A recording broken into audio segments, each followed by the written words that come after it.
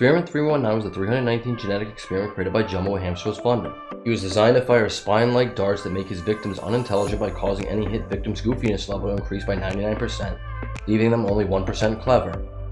319 and the other first 624 experiments were deactivated and smuggled to Earth by Jumbo during his mission to capture Experiment 626. All of the experiment pods released and scattered across the island of Kauai, with 319's pod landing by an outdoor stage. Lilo and Stitch the series. When a clumsy servant carrying drinking water bumped into the public speaker, the water bottle on the tray fell onto the stage and trickled out, which touched 319's pod, activating the experiment.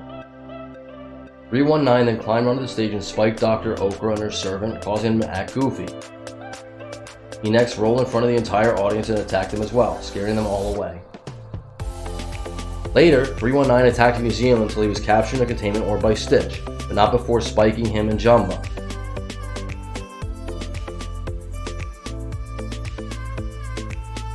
Luckily, 319's goofiness-inducing spines didn't seem to affect Jumbo as much as Stitch. 319 was then taken back to the Pelican residence and named Spike, who ultimately served as one of the experiments in Pleakley's earwax group. While the captive Spike was being rehabilitated, Lilo made a vain attempt to get a goofy Stitch to become smart again in time for the upcoming Ohana Rama. During Pleakley's seminar, he bored most of the experiments while discussing therapy topics from Dr. Okra. When a fight broke out between Slushy and Splody-Head, a stray fireball from Splody-Head destroyed Spike's container, freeing him. Spike then went on a rampage, chasing Nosy around the house and eventually targeting Pleakley. Forced to resolve the issue, Pleakley left for a moment and donned makeshift armor against Spike's spines. He then attempted hugging therapy on Spike, which surprisingly pacified the latter, who then sobbed pitifully. The other experiments, awed by Spike's outcome, tried out Pleakley's hugging and crying method as well. The following night, Lilo, Stitch, Jumbo, Pleakley, and Spike attended the Ohana Rama, where Myrtle sunk Lilo's team by answering each question correctly. Spike then offered Lilo a hug to cheer her up when she felt discouraged.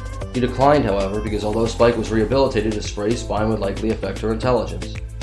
Later, during the quiz competition, Lilo and Spike followed Stitch backstage to discover that Teresa was secretly helping Myrtle cheat.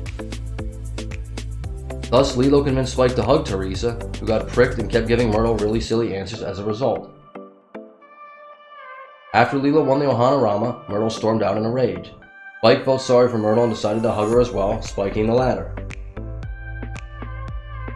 Spike later found his one true place in Pleakley's earwax group, using hugging therapy to tame other truant experiments, while wearing similar protective armor to cover his goofiness-inducing spines. Leroy and Stitch the movie. The first 624 experiments, including Spike, were rounded up by Leroy and taken to a stadium to be destroyed. However, Lilo, Stitch, Jumbo, Pleakley, Reuben, and Gantu arrived before the experiments could be destroyed. Spike participated in the following battle between the experiments and the Leroy clones by firing goofiness-inducing spikes and attacking Leroys.